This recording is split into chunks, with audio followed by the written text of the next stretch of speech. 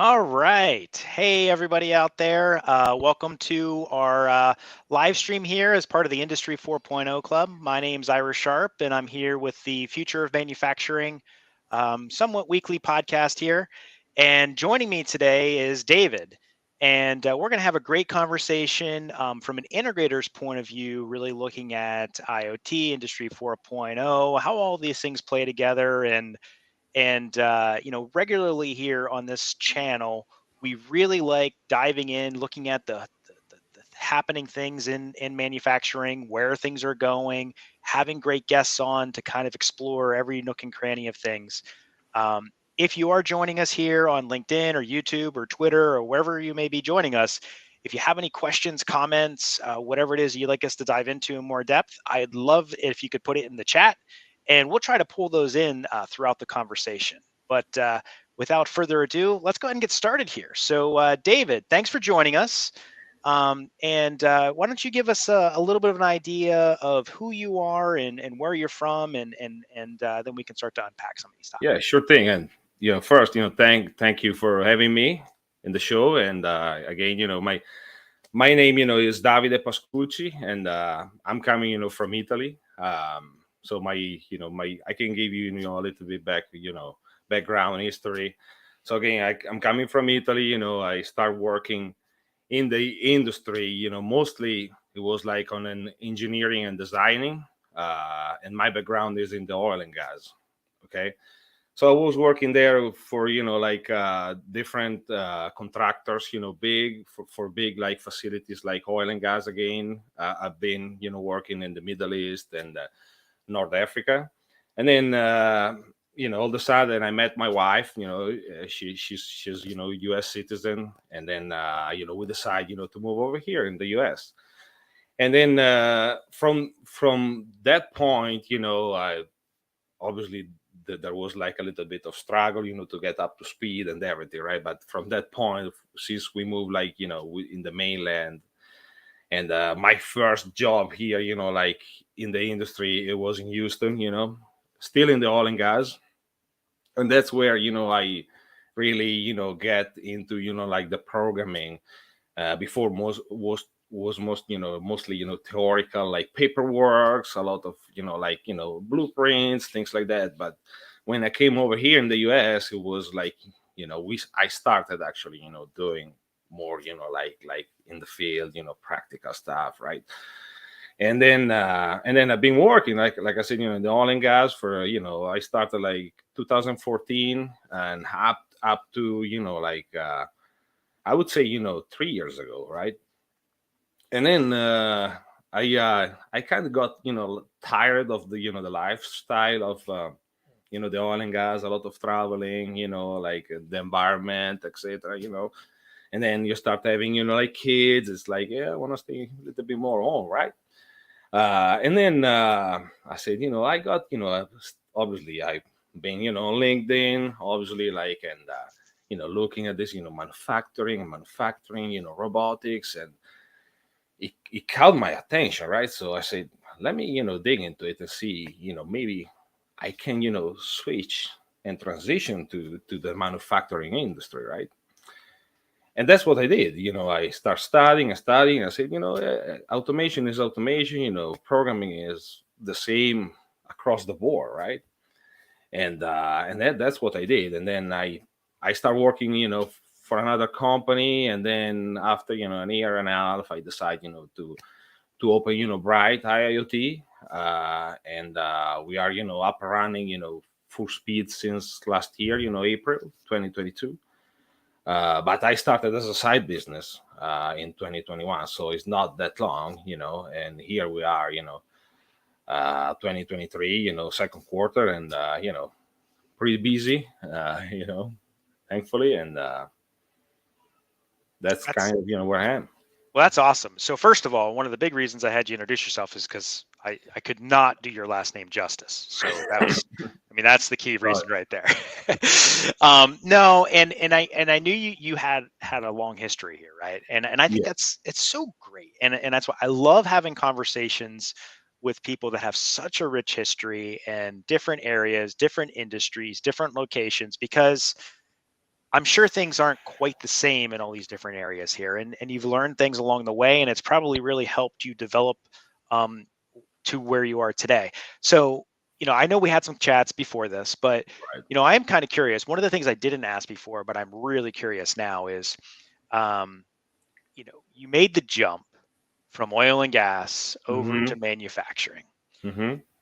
What do you say the biggest differences are between those different industries or different types of systems? What are the biggest differences between those from your point of view? I would say, first are, the way you do sales.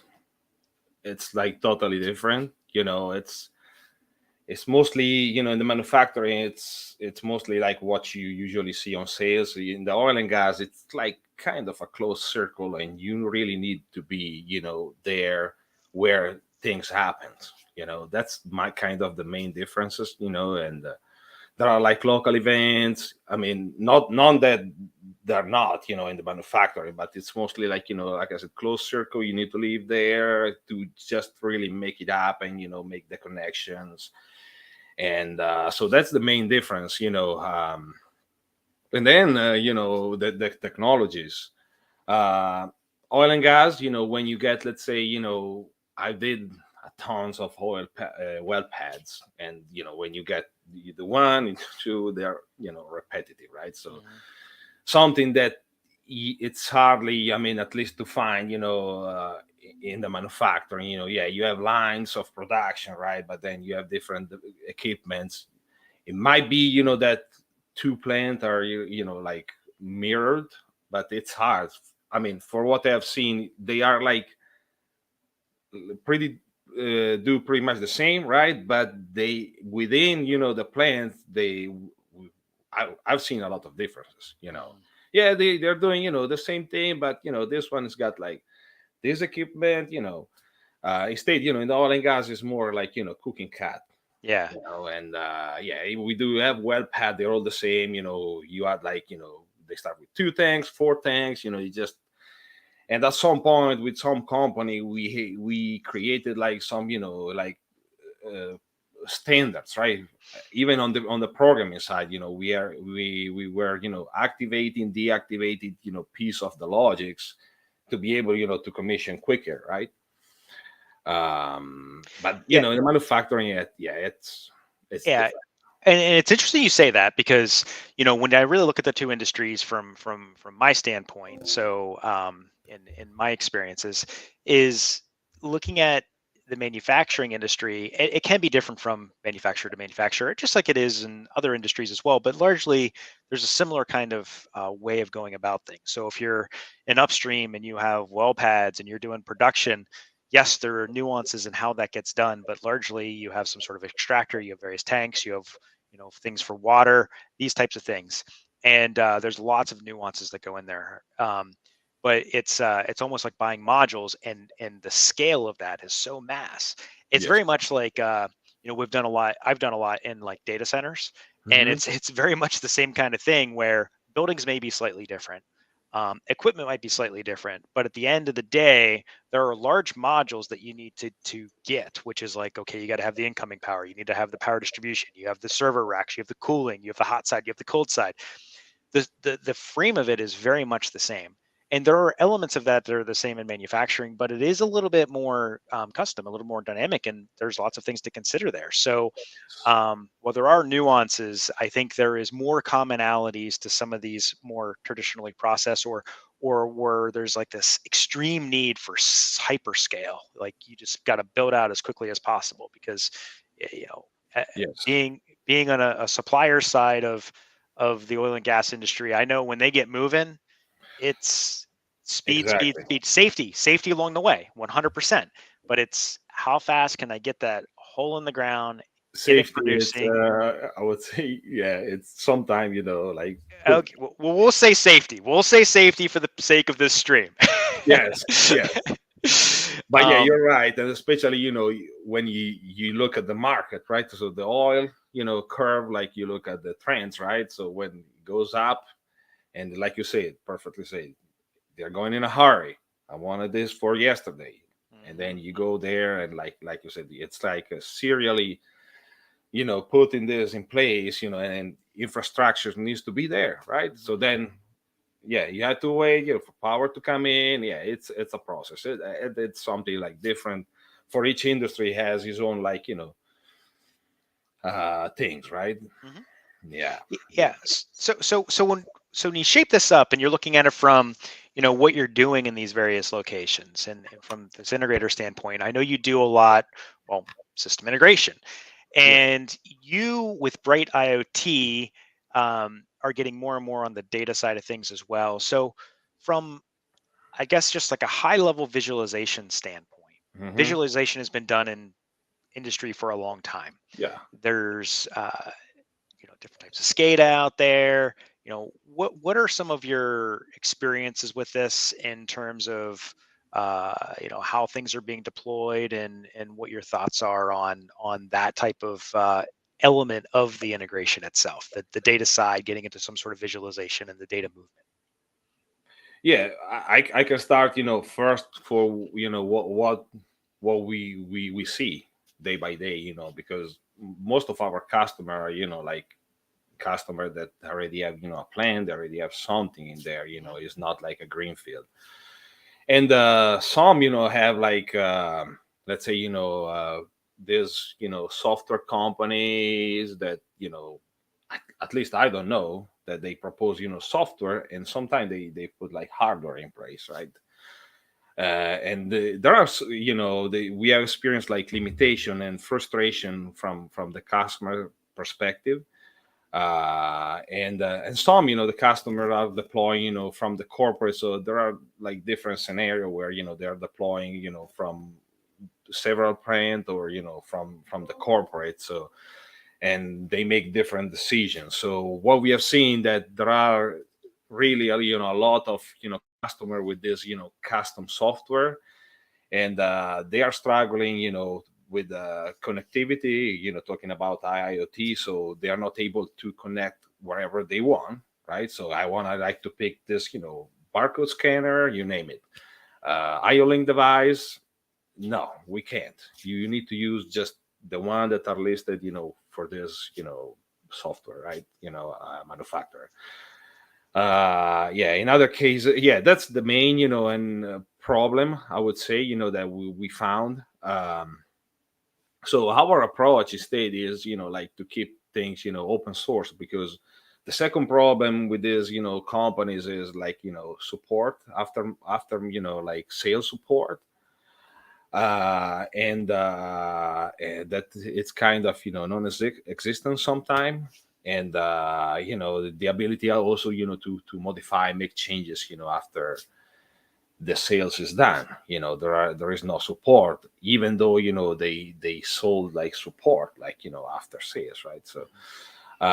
So instead, for us, we propose like a couple of platforms, that are open source, that everybody knows. I can make the names as, one is Ignition by Inductive, and the other one is Tatsoft.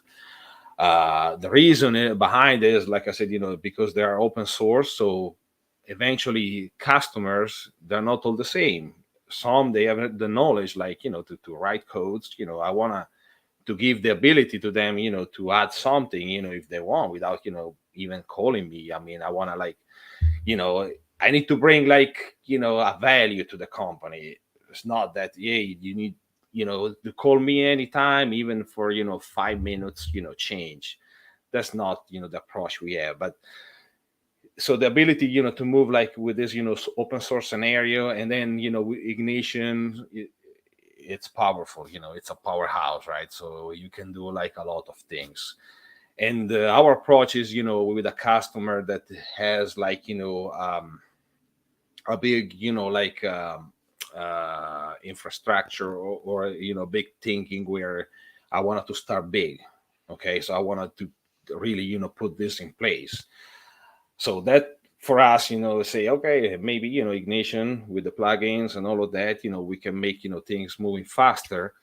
And that's where, we kind of, switch. So ignition, it's like a big picture, none that, Tatsoft can get there, but the advantage of Tatsoft is, for us, that with the small, and medium, size application, that's where I think, ignition lacks, because it's, like full blown license, or, edge, license that is, it's limited. It's made, for, remote site. We are using it, in conjunction with the main application. We are deploying, in the cloud, etc. But again, if a customer say, hey, I want to, grow a little bit, right? So step by step, I want to add these devices, a couple of devices, see how it goes. And then, with Tatsoft, you have the ability, to scale, your plant step by step. So With the two different platforms, I'm just curious, because you framed it well, at least your view on it, right, and how you do it. So you have kind of like, I would see,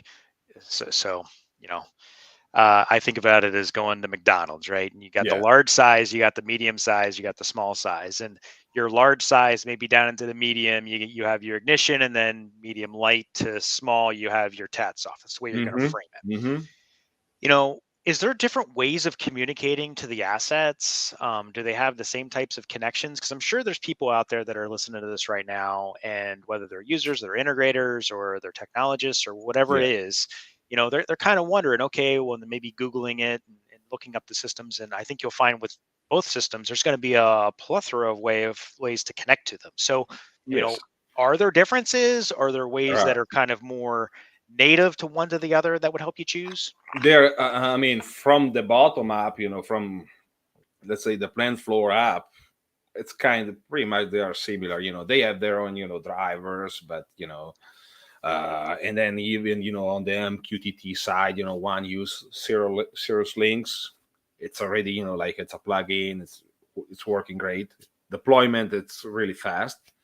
The other side, is HiveMQ mostly, or Which side is which? So just sorry. So ignition is, Cirrus links. Mhm. None that you can do, yeah, Mosquito or, HiveMQ. You can do that, but Cirrus links has got like a partnership, right? So Mhm. uh, we have used that. So Like I it's got said, the broker built in, so you can just yes, connect right to. You're off it's to the a races. plugin. You buy this other piece of license. You add, between like the edge and the main application. And like I said, deployment is, if the IT, it's good at listening to you, it's working great, right? And on the other So side, you never have any problems with IT at all. That's what I no, just never. I'm want. lying. Yeah. No, I'm kidding. I'm kidding. I'm kidding. Anyway, sorry, I interrupted you. Um, but yeah, I mean, on the other side, they've usually, a high MQ, but the goal is the same, transmitting MQTT instead, OPCUA. But if you need to bring, the sensor, from the bottom up, it's kind of, same technology, spark plug B, sensor OPCUA. We are talking about like the same type of, connector. But then, so when we work with the manufacturing, we have this aspect, which is the ERP system, right? So, and sometimes, most famous is SAP or SAP, right? So, and then NetSuite too. It depends on the customer, right? So one side, ignition, uh, you can do like, hard coding or writer code, or you use Sepasoft, right? So Sepasoft is again another plugin that allows you to connect very quickly. At least the connection, and even the deployment of, like the application. They have a lot of features, right? That allows you, to, because it's kind of, you need to define, I'm gonna spend tons of hours, or I'm gonna spend money in, buying, the plugin or the software, the piece of software I need, to make this happen. That's where, and most of the time I would say, I would prefer, to buy software, because otherwise you don't need to spend tons of hours, building something custom, right? On the other side, you have the same ability, but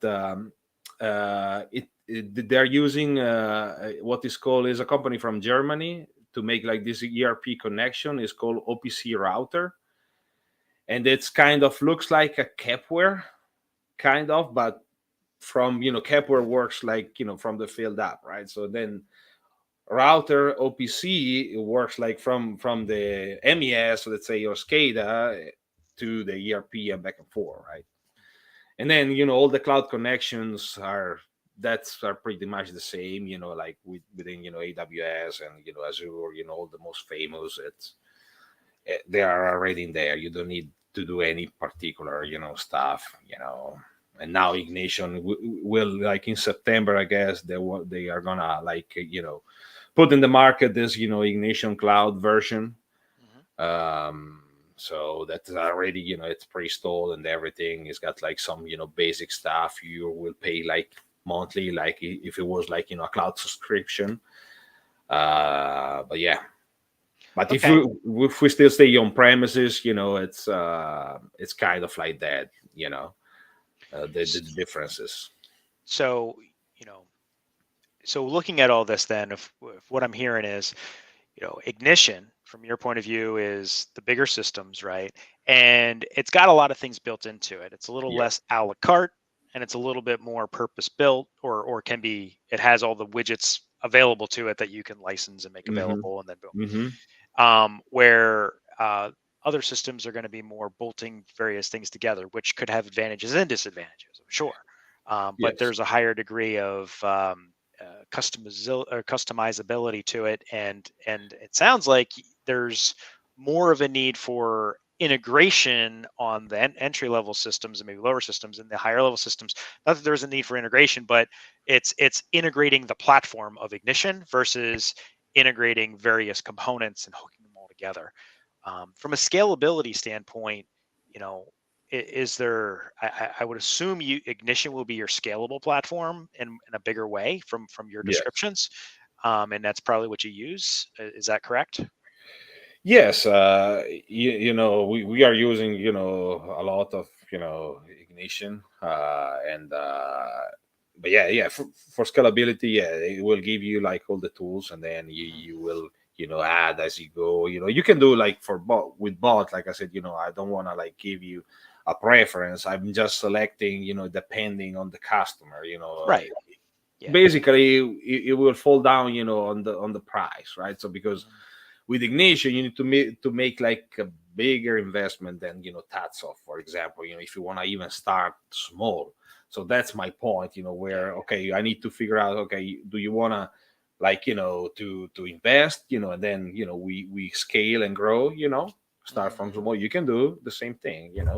Or on the other side, you want to really spend, with the smaller license, and then we can upgrade Yeah. and go bigger. That's kind of where I make, like and I propose to the customer, look, we got these two options. You don't want to invest right now, I'm fine. But the good things, with Ignition, we can really, like, build your application, and then when you're ready to deploy, then you buy the license, because there is the trial, right? Yeah. That Makes helps sense. out, you know Yeah. So I mean, it makes a lot of sense, right? So at the end of the day, you're kind of looking at the customer scenario, you're looking at what they want to do, what they're already using, these kind of things. You make a decision on kind of where that is. Yes. What in general, in your integration of these kinds of systems, are the biggest challenges? Is it the selection of the system? Is it the tying in of the ERP? Is it actually the collection of the data and how you do that? Is it everything? Well, What is the biggest challenge? the challenge would be, like, again, I know it's like, a hot topic. It's, interfacing with the IT group, because uh, it depends. I mean, it could be like, I have companies that the IT is involved up to the plant floor. They you can't even connect your laptops. On some companies I have. Some, they did really well where they put a firewall, and the OT network is just buying the firewall, and then obviously, respecting, the subnets, etc. But we have freedom to change, modify, add, and obviously, we all the time, hey, with the customer, I'm gonna add this, I'm gonna modify this, I need, another, IP, but there is freedom, right? It depends on the customer. But the biggest challenge, I would say, and obviously the more you go with, deploying like, MES applications, it's the IT group, and it's really hard for us because IT group are, most of the time are internal. Sometimes they're, outsourced, but they're internal, so they have more power than our contractors, right? So we need to say, hey, okay, that you might need to do this, but and then I can say, I kind of, I'm an expert in the automation, field, and I don't know anything about IT, so I'm not gonna put my hands. But there is this, kind of trying to taking over our space. That's the feeling, at least I've experienced, and it's not like theoretical for me. It's really, like talking, having meetings, and saying, yeah, we want to put that switch on, we are going to put this, policies, and then all of a sudden connection goes down, and then who they're going to blame? Us, Mhm. see, and then you have to try to justify, and say, okay, that's not really us, but maybe you added that switch, the other day, and yeah, so that's how the conversation goes. We are trying to collaborate with everybody. Yeah, Our goal is to make the customer keep running and happy, right? So yeah, makes sense. and So as a quick reset in the room here, so you're listening to an Industry 4.0 Club presentation or live stream here. My name's Ira Sharp, and I'm here with David, who's the CEO of Bright IIoT, and we're just discussing integration and IIoT and kind of how it all looks and kind of pulling it all together. And yeah, it's been a really great conversation so far, and look forward to the rest of it here. So, David, I've run a number of these events here, and I've also posted a number of times and sparked up conversation. And this ITOT topic is one that is really hot, and I think it's rightfully so, and that it's a hot topic. And I'm not necessarily one to say that it's right or wrong one way or another, but you know this I call it a convergence. We can have a big debate yeah, on whether or not it's a yeah, convergence or not. That's, I think, a four-letter word that I just said, and there's probably comments blowing up, and probably rightfully so for that. But there's this point where things are coming together, and whether there's a bifurcation between the 2 points or there harmonization between the 2 points, I think there are different tools, there's different needs, there's different requirements. But I do really truly believe that there needs to be understanding in both worlds, the yeah, carpet side and the concrete side. And if those worlds are not understood between the 2 points, it just makes everybody's life much harder, and it can really stifle what everybody's trying to do. Because if there's too many rules imposed, and I'm sure you've seen this, in a particular area, people will just skirt around them in some way, shape, or form. yeah. No, I agree. I And agree. then if there's too much freedom, they may not be secure enough or being considerate enough of various security policies. So it's a little bit of the Goldilocks, where it's like, it's too hot, it's too cold, it's just right. I don't know if there really is a just right, but there is a just right for this customer. And communications is key, and understanding the risks involved and taking a look at everything and really having some ownership and going down this way. It's really important, I think, in everything you're saying. So It is. It is. that's my point of view.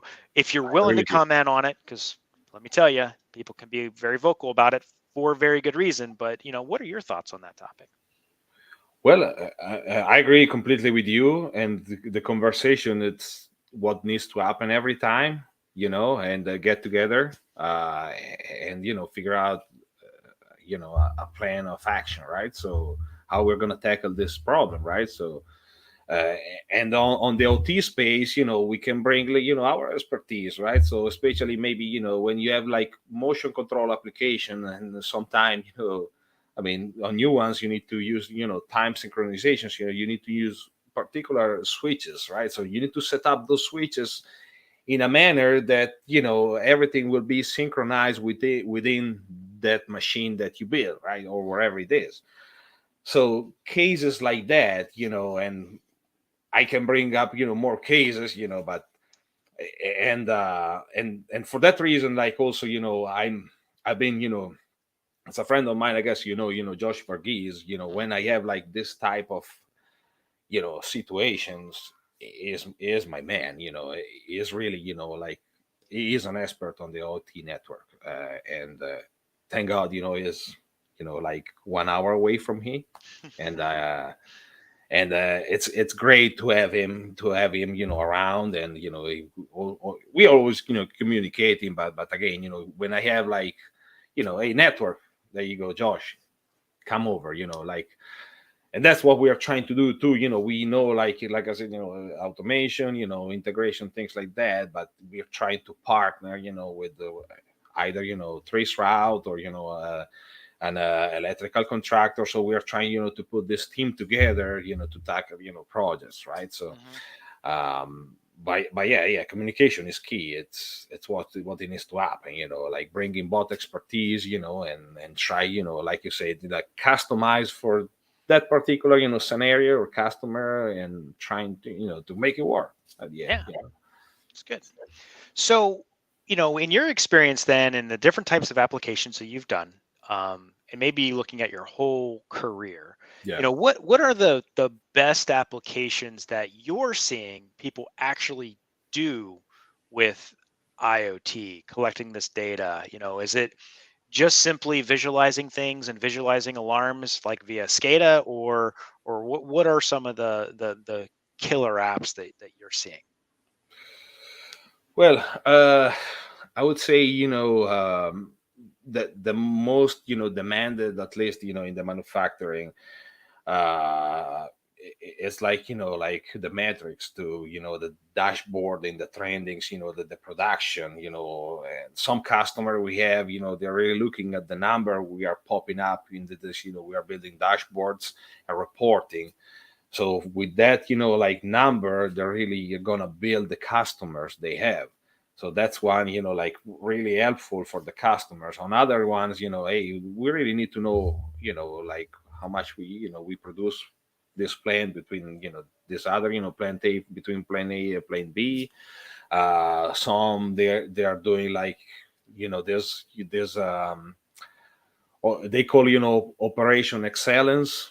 Some of them that, they go through, okay, they we are looking at the devices, at the equipment, at the machine, what we can, extract from, like the machine. So again, OE metrics, and then some of them they already have, like, the OE platform, the MES platform. So we just need, like, to build, what is needed, maybe, add some sensor, and, talking about sensors to count the stuff, it could be like simple, photo eyes. It doesn't need to be like, rocket science. So we start always simple, like we say, simplified automation, for that reason, because keep things simple, it's easy to troubleshoot, and you always, I think, at least, I think, like, always, like 5 steps ahead. What could cause, if I put in place this device, for the maintenance guys, what could cause for them, to troubleshoot and fix if something goes wrong, right?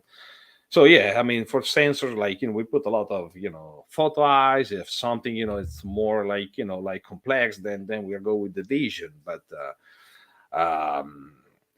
like things like that, there's nothing like, crazy or super, complex, at the beginning, at least, if it's not needed, but yeah, like I said, application like IoT, from like, like lights, like curtains, sensors, photo eyes, and then they allows us, to build like this, metrics. Eventually, we tied into to an existing machine, reusing, the same PLC, modifying the codes, get this number sent to, a data concentrator that the customer already have. Then from there they can, fish and grab the data, and, put on the screens.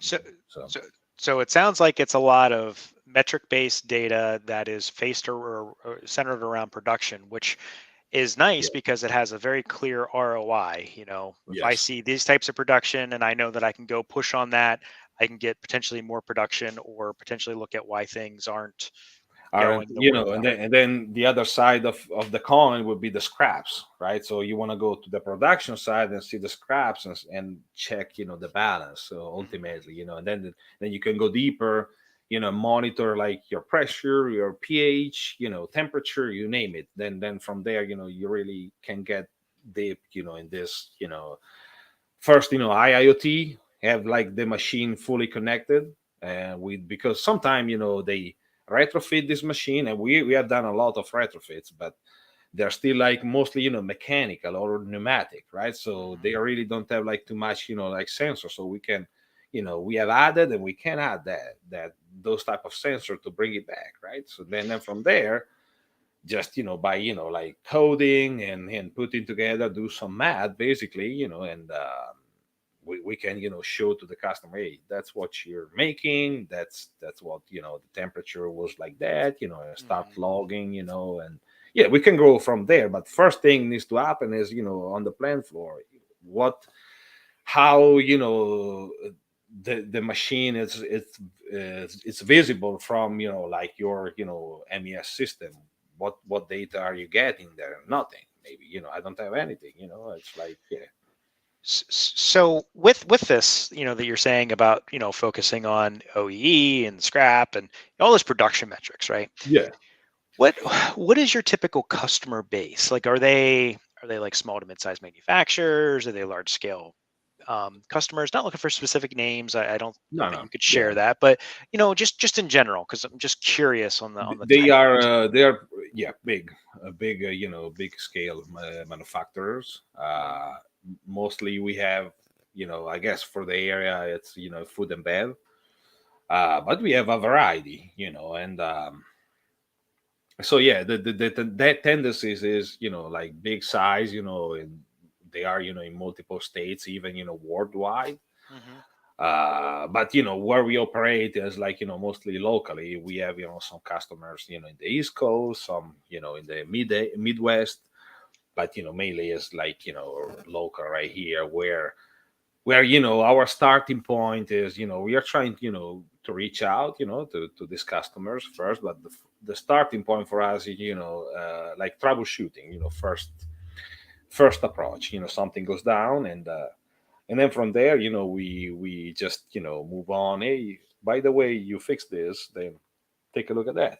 Yeah, you build that reputation there. Yeah. So you mentioned that you talk with more the OT side and doing the integration and these kind of things, and then IT gets in the room, and you can have those conversations or help Yeah. facilitate that with partners. Do these organizations that you know of have different types of groups that are focusing in on IoT or Industry 4.0? You mentioned operational excellence. Do they have teams that are focused on smart data and looking at Yeah. things more from a data perspective than just a this is what I'm producing perspective? Yeah, I mean, ultimately, they want to corporates want to know, like, what they want to, like, really have a grasp of what's going on, in the plant. And there are, like you mentioned, teams that are involved in this, from the corporate level, are involved on, this, operation, excellence. They call different names, right? But ultimately, it's like their goal, from the corporate standpoint, to come to every plant, and in what they're going to do, they're going to do a audit, right? Kind of, and see, where you stand, and then identify, hey, this is, like this line is really, making a lot of money, but what we are making, yeah, you have like the whiteboards a lot of times, you write it down numbers, and some are transferred to their existing system. But again, they really want to like real time data, coming in, and then they task you, say, hey, add this, add that, find a way to read the production, from deadlines, that's the way, it's developed, So with what you just said there, then, if you're looking to get new data, maybe data that's not exposed today, is it typically sensors that already exist, or are you installing sensors? I'm sure it's a mix, but it is. like, what would you say the majority is? Is it like that sensor data is already in that PLC and I'm going to actually modify the code of the PLC to produce it in some way, or have it output an analog so I can get that? Or are you The strapping on a new sensor and literally getting in an entirely different direction? 60/40, Which you way? know, 60, 40? 60 existing, 40, new, Okay. I would say. Okay. Yeah. Yeah. That's a pretty decent chunk of new sensors then that you're connecting in. Yeah.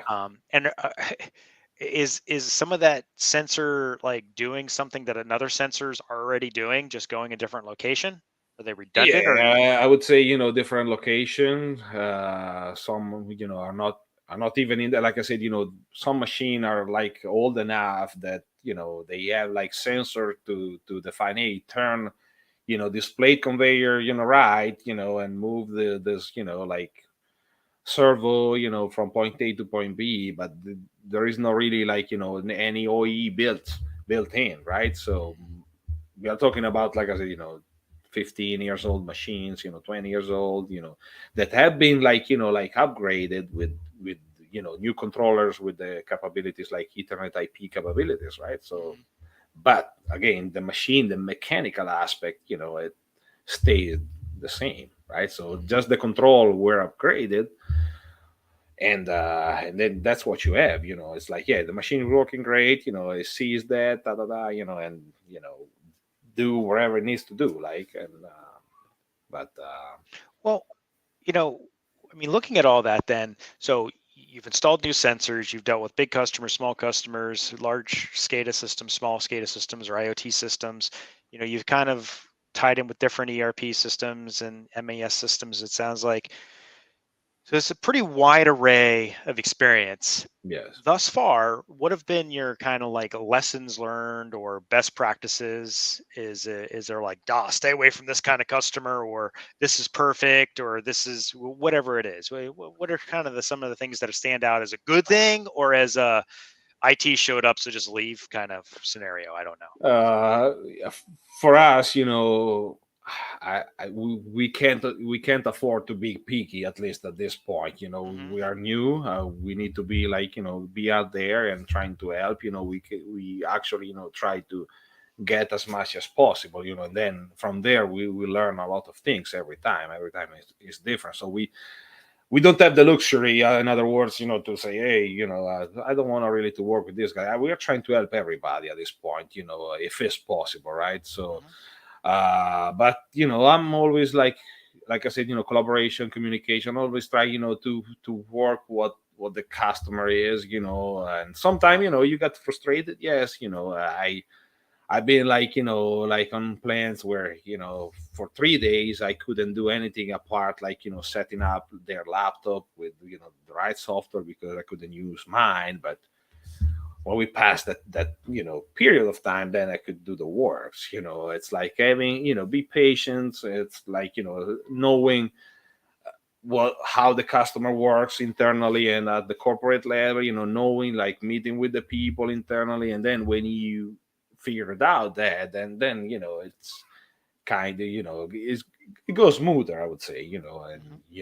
who to contact. It's like, again, we're trying, avoiding. I mean, it's like, at this point, I would say, I have some that, if it breaks, they call you. If something breaks and they don't want to really like invest, and those one, I still, trying to help them, if I have time, right? So, but for me, like, yeah, you really don't want to like to fix the problem from the root, right? So it's like putting patches, and temporary patches are fine, to keep you rolling, right? Hmm. But the long run, you really want it to be like, that's what you want. You want it to really be productive, right? So, Hmm. and they're staying down like 2, 3, 4 weeks. Yeah, it depends. It's always like, a fight with the corporate.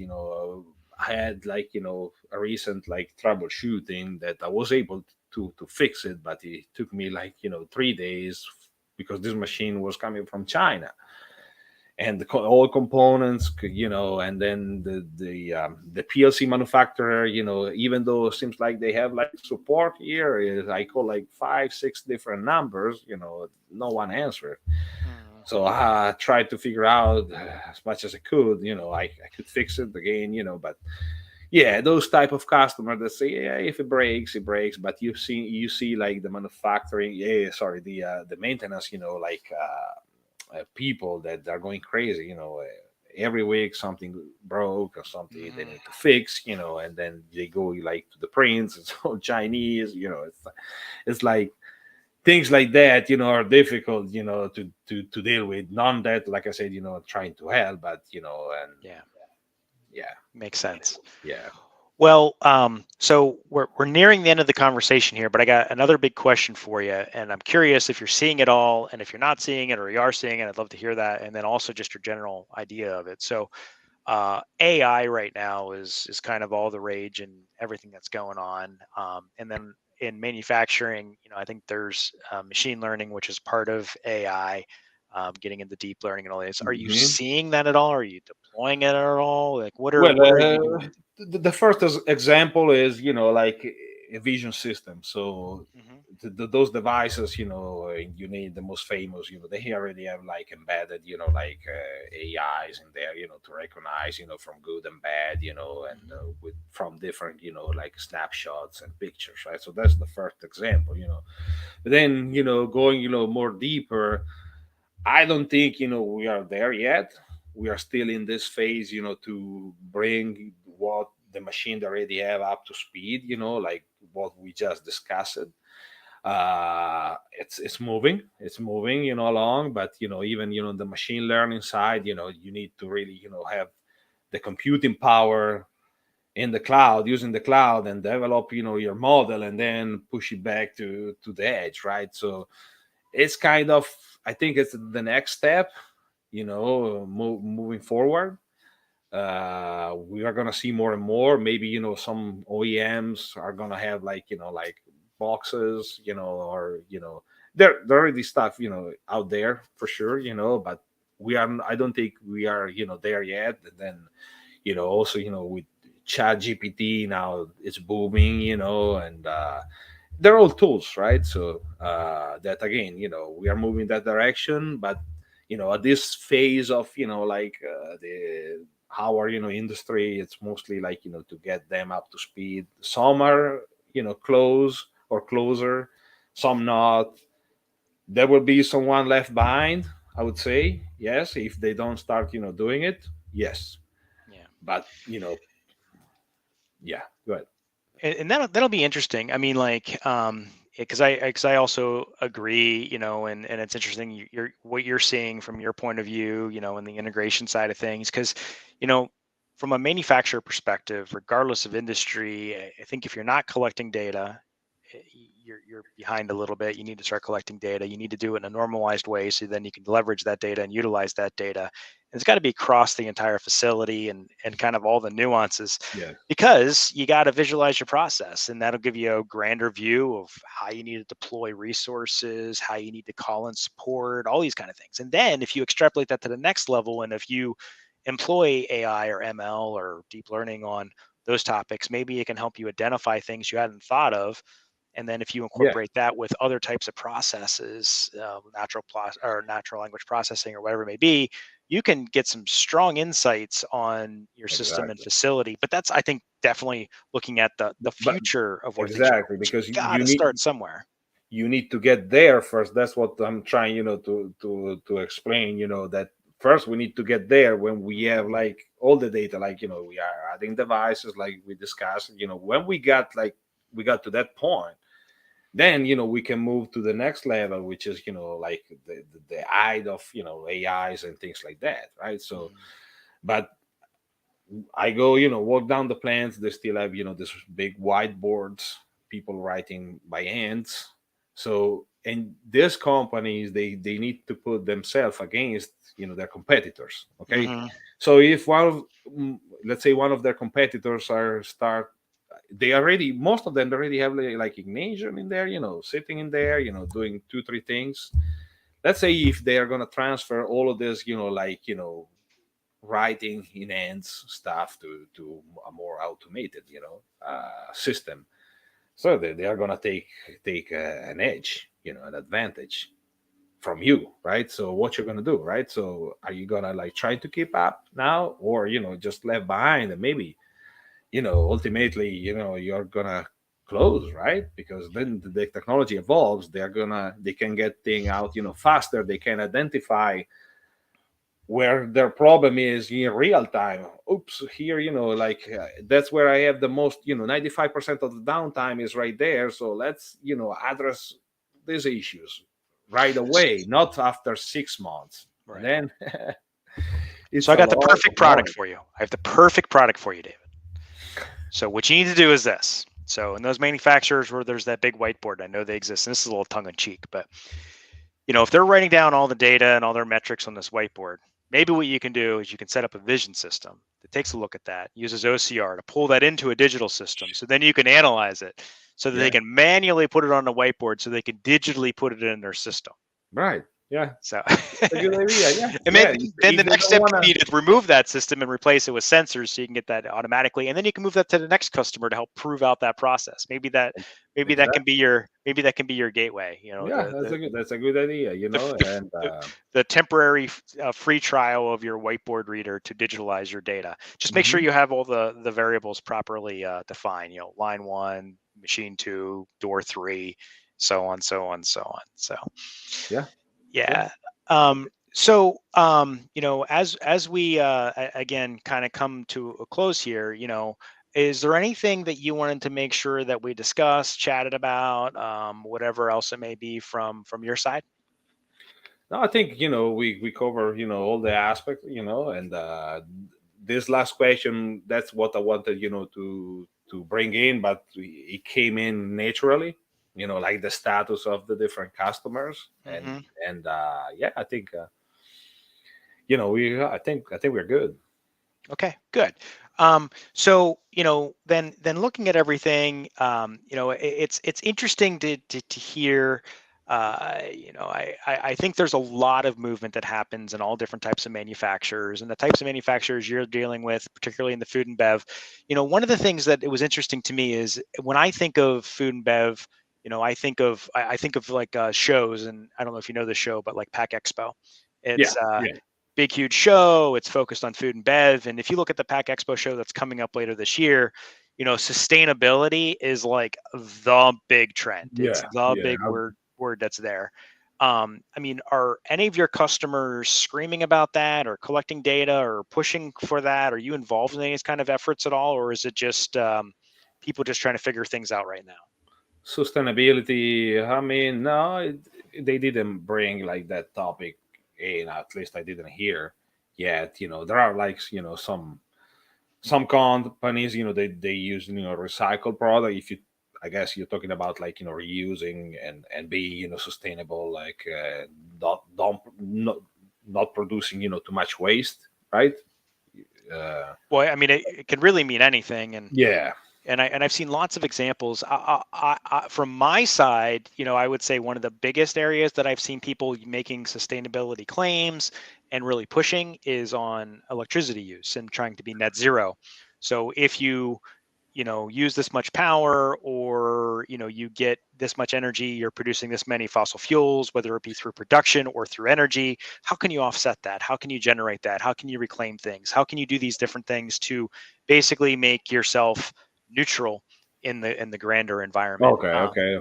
From that side, yeah. I mean, I didn't see too much stuff, to be Okay. honest, so far. Yeah. Running these big facilities and be net zero, I think is going to be a big challenge. And especially yeah, using alternative like energy resources. But that's my point, just my opinion, and so in other words, if we keep going at this speed, of production, and you want to like to say, yeah, there are ways obviously to save money. Maybe you're wasting energy, like, because I've seen like conveyors running even if everything is off, right? So Mhm. and that's a waste, right? That's the most common, things that you can see in the plant. So maybe, tackle those, like little things around the plants. Mhm. It could definitely help, and then what I've seen a lot of issues is on the power surging. Yes. So power surging that have destroyed devices. So the companies wants to protect their assets, Mm. and we are doing that too. Uh, Again, utilizing like one of our like partners that they sell this type of devices. Mhm. Even on the 480 side, but yeah, it can be done like that way, net zero. When you have like these facilities work 24/7, and most of them like that, food like you need to stop like for cleaning. But again, the facility is kind Yeah. of on, is not like completely shut it down, right? Mhm. So and then 24/7 we have others 24/7 production. Mhm. It's a lot of power demand. Mhm. Yeah. Yeah, and that's what I was curious about, and it's good to hear that from your side. I mean, I see it as, as companies want to become more sustainable, they first have to have a baseline. Baseline is, what are your emissions? What are you doing currently? What is your power usage? And you can do that with some big power meters, and then you can take a step down and figure out what's Yeah. going on with this machine, that machine, this conveyor, that conveyor. What is your scrap? What are your, if you're using any kind of burning, what are all those emissions all rolled up into one? And then what are the things that you can do to augment? Are you bringing products back? Are you shedding off into areas where maybe you're still pulling power from the grid, but maybe it's green power instead of dirty power or whatever it is? There's lots of different things there, but Yeah. understanding from Absolutely. your point of view, kind of where things were was really what I was looking Yeah. for. Right now, yeah, I don't see anything major like, hey, we want to really monitor Hmm. our consumption and things like that. I have a customer in particular. They are monitoring that, but because again they are billing against the wattage on the Hmm. kilowatts, but it's mostly like for them to make money, not Right. just looking at the Yeah. sustainability Yeah. factor. But yeah, Okay. that's All right. Well, that's good. Well, thank you very much for that insight. And I think this has been a fantastic conversation. And for everybody out there, you've been listening to a podcast from the Industry 4.0 Club focused on the future of manufacturing. My name's Ira. I've been moderating this conversation with David. And David, thank you so much for your insights and kind of give us an overview where things are. I'll give you a chance here for any parting words you may have. Give everybody an idea of where they can find you. And, I know you own the integration company. So, yes, if anybody needs any help in the area, I'm sure you'd be willing to help them out. So yeah, maybe a little plug from your side. yeah. First, thanks for having me, Ira, and really appreciate inviting me. First of all, and then so we are, based here in the DFW area of Texas. You can find us, in our website. First thing, we just upgraded the website is brightiiot.com, and you can book, directly if you go to the contact us. You can book directly with Calendly. 30 minutes meeting. It's working really good. I would say, we just implemented that, so that's the easiest way to do it. Or like on LinkedIn, you can request, send me a message right there. I'm really responsive, and my email address is David P altogether at brightiiot.com. And yeah, that's where you can find me. That's Pretty awesome. much. That's Yeah. awesome. Well, thank you so much, David. So I'll say from my point of view, the biggest thing that I kind of took away from this is that, things are happening on the factory floor, particularly in your area, particularly in the food and bev industry. And, things are always advancing and there's different scales of implementation of these systems. And it was great to hear some real boots on the ground life experience of what's going on there. So really thank you for your time and appreciate it. Thanks. And I appreciate with you. that, yep, I guess we'll go ahead and close it out. So Grace, if you can Awesome. help us and hit that button.